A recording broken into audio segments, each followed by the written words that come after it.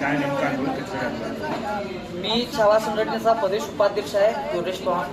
माझं माहिती अधिकाराचं काम होतं म्हणून ना मी माझ्या माणसांना इथं इन्व्हर्ट त्यासाठी पाठवून होतो सहाय्यक आयुक्त आणि भूमी महामंत्री साहेबांकडे. तर 2 तासापासून ते वापस ताणवत आहेत आणि इन्व्हर्ट ठेवून देण्यास ना मज्जा इन्व्हर्ट ठेवून देत नाहीत, पोच देत नाहीत आणि अपमानास्पद वागणूक देत आहेत आणि धमकी देत आहेत. छोट्या केसेस टाकीन. माझा संविधानिक राहत काय?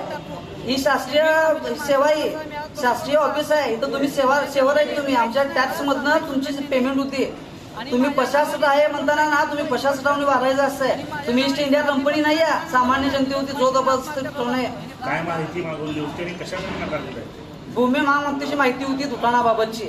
जे दुकानं ते देत आहेत ऑफलाईन पद्धतीने ऑप्शन न काढता किंवा ऑनलाईन हे न काढता त्याची माहिती होती. माहिती देत नाहीत ती देत नाहीत.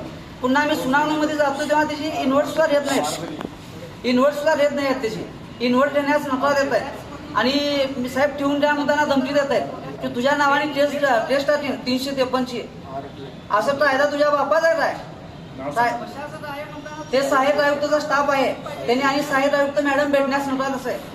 त्यांना म्हणजे सामान्य जनतेला भेटायची टाइम नाही का? तुम्ही प्रशासक आहे म्हणजे तुम्ही आमच्या डोक्यावरती सोडून बसणार असणार तुम्ही.